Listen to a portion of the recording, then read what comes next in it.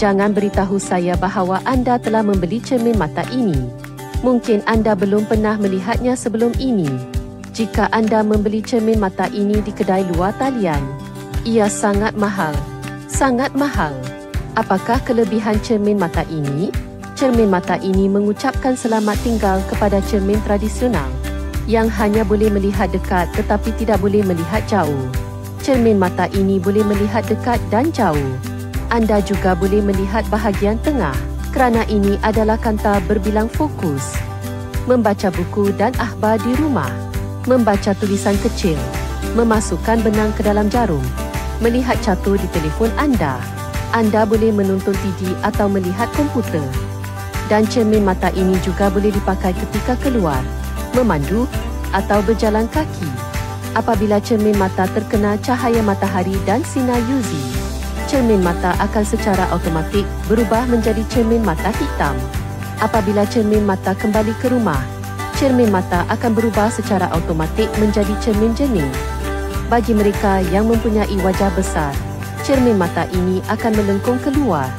Semakin kecil wajah, cermin mata akan semakin melengkung ke dalam. Bingkai cermin mata ini diperbuat daripada titanium tulen. Semua bingkai cermin mata diperbuat daripada alur titanium. Kanta cermin mata dibahagikan kepada 3 lapisan. Kanta yang diimport.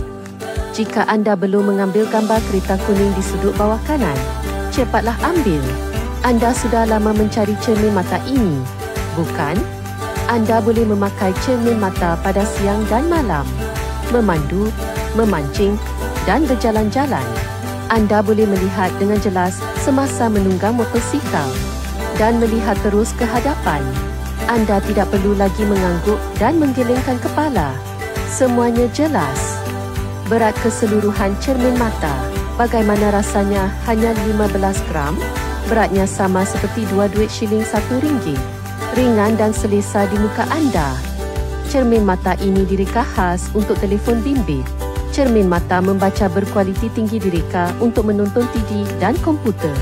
Jika anda ingin memakai cermin mata membaca, tetapi sukar untuk membaca buku dan menggunakan telefon bimbit, pastikan anda memilih cermin mata membaca perniagaan ini. Kanta cermin mata juga diperbuat daripada plastik berkualiti tinggi. Ketelusan tinggi. Membantu anda melihat dengan lebih jelas. Menjadikan anda kelihatan seperti seorang lelaki yang berkelas. Bingkai cermin mata juga diperbuat daripada alur titanium grade penerbangan. Bahan ini sangat ringan dan tahan lama. Lebih selesa dipakai. Cermin mata membaca ini dibuat dengan teknik pemasangan tanpa skru. Tidak ada satu pun skru yang digunakan. Jadi anda tidak perlu risau tentang skru yang longgar atau bergerak seiring waktu. Gabungan logam dan silikon. Bingkai cermin mata dengan reka bentuk ergonomik, anti-slip dan tidak mudah jatuh. Fungsi paling penting adalah ketahanan. Cermin mata melindungi daripada kesan cahaya biru elektronik. Sentiasa melindungi mata anda. Memakai cermin mata membuat anda kelihatan lebih muda dan elegan. Pesan cermin mata sekarang dan nikmati lebih banyak tawaran istimewa. Klik pautan di bawah untuk membuat pesanan.